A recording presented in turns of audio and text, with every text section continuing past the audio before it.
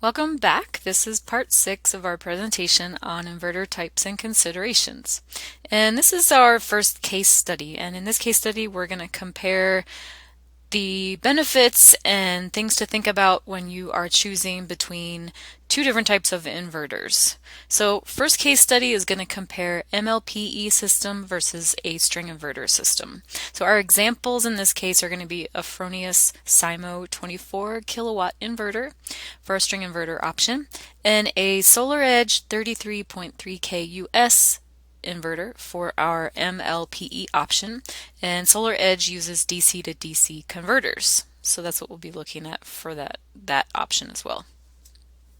Our target system size for this case study is going to be about 250 kilowatts DC STC.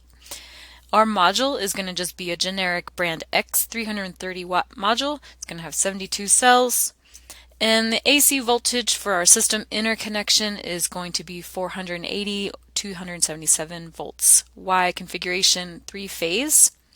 And we're going to aim for a DC to AC power ratio somewhere where the manufacturer's limits are. So we'll take a look at what those manufacturer's limits will be. And we will also try to get a symmetrical design and configuration if we can. That's preferred. And by symmetrical design, I mean keeping everything as close to the same as we can in terms of stringing and lengths of strings. And the more you can keep everything the same, the less likely, as I mentioned before, you'll run into errors. Keeping it simple is the best way to go. So as much as we can. So sometimes it's not possible to do that, but we'll do it whenever we can. So first, let's take a look at our specifications for our SolarEdge option. And remember, with DC to DC converters, you do still need an inverter. And in this case, SolarEdge DC to DC converters are required to work with a SolarEdge inverter as well. So you'll need the optimizers along with the inverter. So we're going to use a P370 optimizer in this case. Those optimizers take one module per optimizer. So we're going to have the same number of modules as we have optimizers.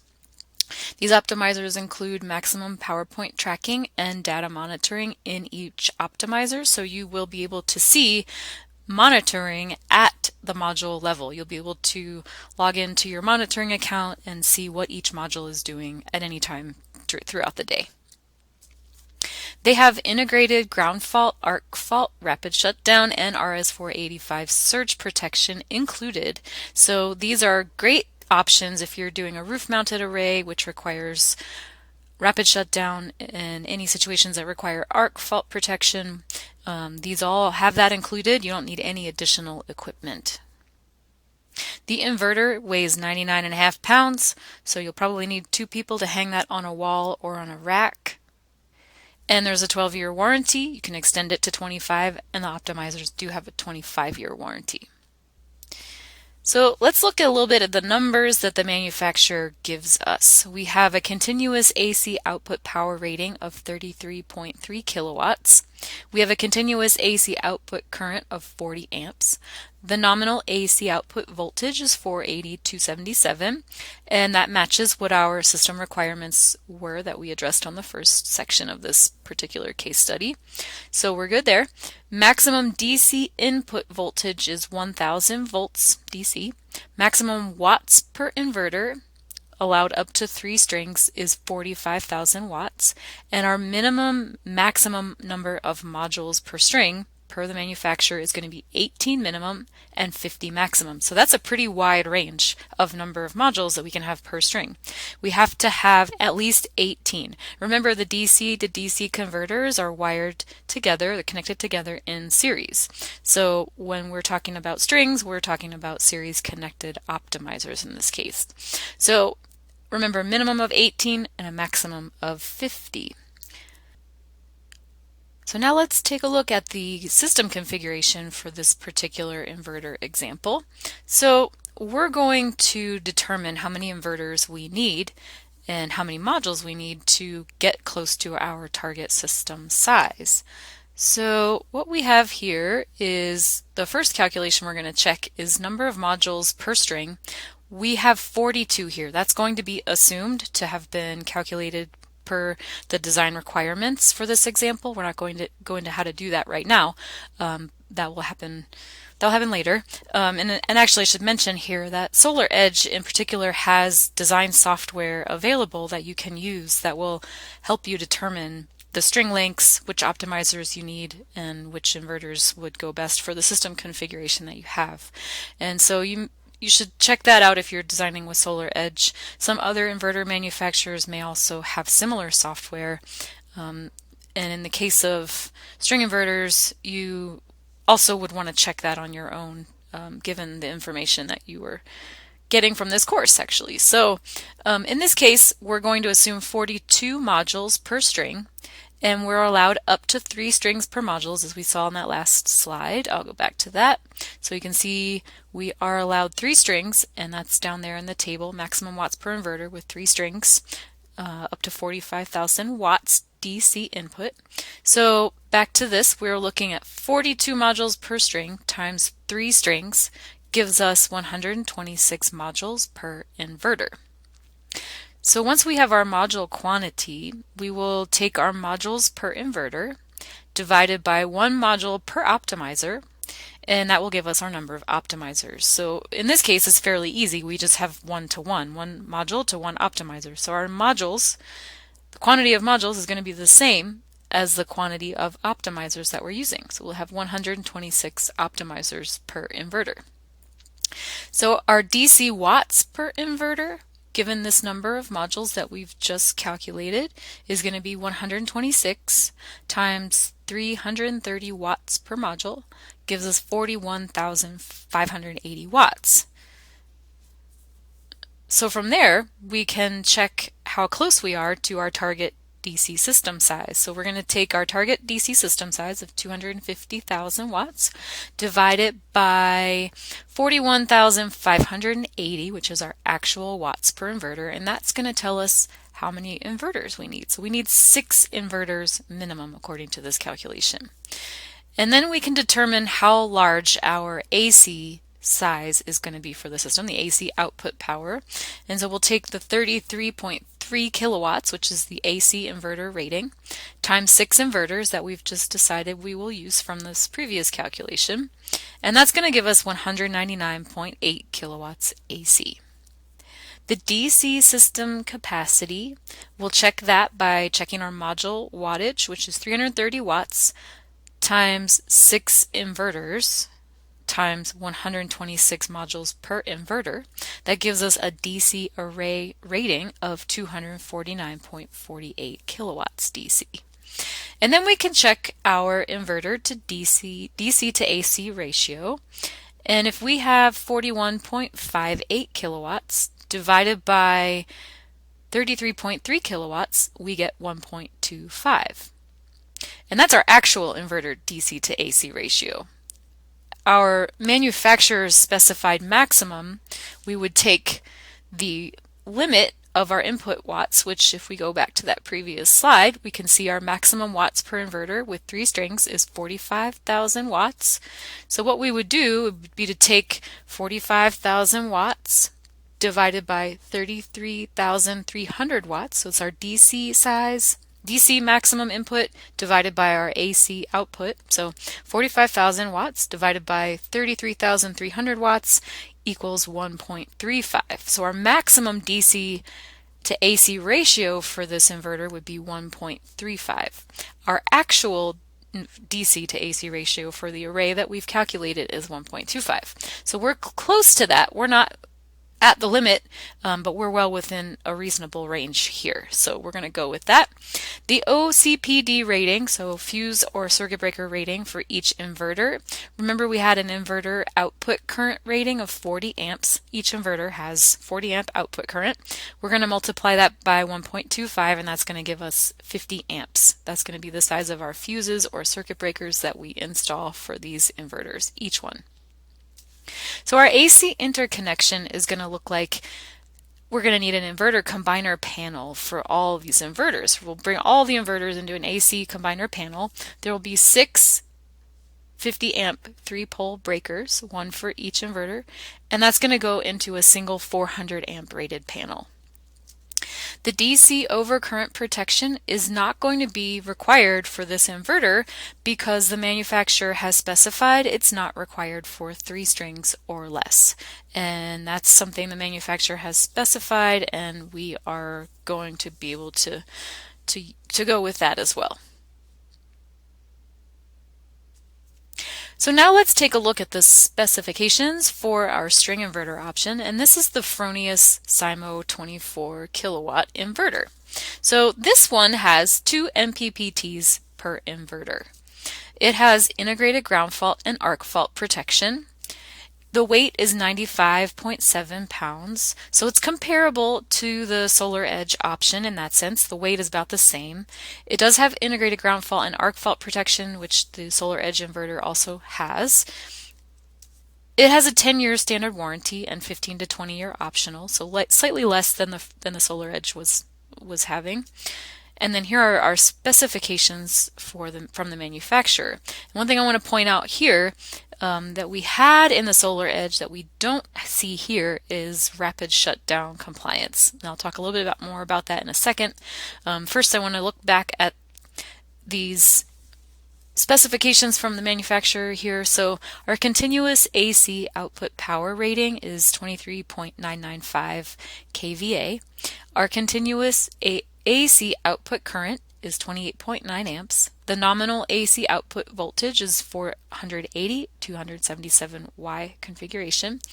3-phase, so that matches our AC voltage requirements. We're good there. The maximum DC input voltage is 1000 volts DC. The number of maximum power point trackers, as I mentioned, is going to be 2, and we're allowed to have up to 3 strings per MPPT on this inverter. So total would be 6 for the whole inverter. So the peak MPPT voltage range is 500 to 800 volts DC, the operating voltage range 200 to 1000 volts DC, and our maximum watts per inverter is 31,000 watts. So that's a key number to know. Our maximum DC watts per inverter input. We need to know what that is so that we can figure out what our DC to AC ratio for this inverter is going to be as well. Now we'll take a look at the string inverter system configuration for this example. And for our Fronius SIMO 24 kilowatt inverter, we are going to use 18 modules per string, and we're going to have 5 strings in parallel. And so we're going to assume that that has already been calculated. We're not going to go through that calculation here to determine the number of modules per string and the number of strings. That's just going to be the given numbers we're working with for this example. So given those numbers, we have 18 times 5, and that means we'll have 90 modules per inverter. So to figure out our DC watts per inverter, we're going to take 90 times 330 watts, and that's going to give us 29,700 watts. And now, in order to determine how many inverters we need, we're not showing this calculation here, but it's the same one we used on the previous inverter check. So we're going to take our DC target array size of 250,000 watts. We're going to divide by 29,700 watts, and that's going to give us 8.42. So that's going to mean that I'm going to round that down to 8 inverters for this system so that we don't actually end up going over our target system size. So in this case, we'll have 8 inverters. That means our system AC output power is going to be 23.995 kilowatts times 8, gives us 191.96 kilowatts AC. Our DC PV system capacity is 29,700 watts times 8 inverters. That means our array size is 237.6 kilowatts DC, which is just a little bit shy of 250 kilowatts. That's our target size, so we're getting close. And then we're going to check the inverter DC to AC ratio. So we have 29.7 kilowatts on each inverter divided by 23.995 kilowatt AC output, and that gives us a DC to AC ratio of 1.24. So we're going to look back at this other slide again for these specifications and go back and revisit our maximum watts per inverter per the manufacturer. That's 31,000. That's the bottom line there in the specifications table. So we're going to make sure that we aren't exceeding the manufacturer's limitation on the maximum DC to AC ratio. So in this case, we're going to take that maximum watts DC input per inverter, 31,000. And we're going to divide that by the AC continuous output power that we see at the top. So moving down here, so that's going to be 31,000 divided by 23,995. And that's going to give us 1.29. So we are within our allowable maximum, we're within the allowable DC to AC ratio range for this manufacturer's limitation. So manufacturer limitation would be 1.29, we're at 1.24, we're well within the acceptable range. So the last thing about this inverter to keep in mind, the OCPD rating for each inverter is going to be the output current, which is 28.9 times 1.25, which is going to be 36.13, which means we'll round that up to a 40 amp breaker or fuse. For the AC interconnection, we're going to also use an inverter AC combiner panel for the inverter output circuits. There are going to be 8 inverters, so 8 inverter output circuits. They will each have a 40 amp 3-pole breaker, and in this case we will also be using a single 400 amp rated panel board to accommodate these 8 circuits. For DC overcurrent protection, there is inverter integrated series fusing, and depending on the inverter, this one and other inverters, you may have to specify the fuse rating. It may come with included fuses. You may have to specify them separately, and you may have to specify what the rating is, so 15 amps or 20 amps or whatever it needs to be. They may come with a standard size. You just have to check that with the actual inverter. So what's the best choice here? We have several things to compare, lots of things to compare. Some of the things you should pay attention to would be the cost per kilowatt, both upfront and long term. So module level power electronics are generally going to be slightly more expensive than string inverters on the front end in the beginning, so up front. And then the maintenance differences are difficult to quantify. You have all kinds of different things to consider for both types of arrays when you're talking about maintenance. So will the array have any shading issues or different azimuth or tilt angles or dissimilar modules? If so, again, the benefits of more maximum power points could help with that Fronius inverter. But if it's really extreme, you might want to look at an MLPE system, because that has a lot more flexibility in dealing with those types of situations. If you have many different azimuth angles, for instance, or a whole lot of shade, the MLPE could be the better option. Data acquisition is another thing to think about. An MLPE system has more granular data. You have module level monitoring. You can see what's happening at those modules any time of the day with most of the MLPE systems that are out there. With the Fronius inverter and any other type of string inverter, you may have string level monitoring. You may not. You may have to get a third-party monitoring. It's just a little bit less granular. You may not need the full-on module level monitoring. If you have a very wide open array and you don't need to see what's happening at each module, then that could be a good option. Another thing to think about too, which is pretty interesting, is NEC 690.12. That's our rapid shutdown requirements for arrays that are mounted on a building. If it's ground mounted, rapid shutdown isn't typically required. And so you may need additional equipment depending on the configuration. In this case, we saw that our SolarEdge inverters with their DC to DC converters include rapid shutdown compliance. The Fronius did not say that they have any type of system that can accommodate that. And so in that case, you would have to consider what additional equipment you might need for rapid shutdown requirements.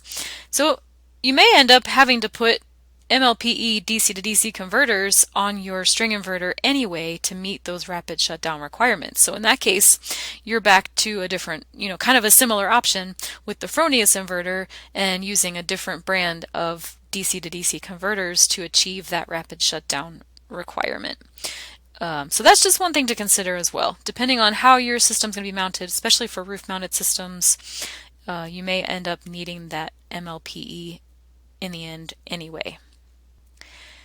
One other item to consider would be installer preference and experience. If you are having a crew of installers that's used to using one type of inverter, then maybe that's very familiar and easy to work with. Whereas if you present with something different, it's kind of like, well, we don't know how to work this. It's going to take a lot more time with a learning curve. So just kind of thinking about what's easiest to install and also what people prefer. So maybe that you prefer to do string inverter installation, maybe you prefer the DC to DC converter installations. It's just up to you. So that's the end of part 6. Next up will be case study number 2, where we're going to compare 2 different types of inverters, again, in a different situation. Come back and join us when you're ready.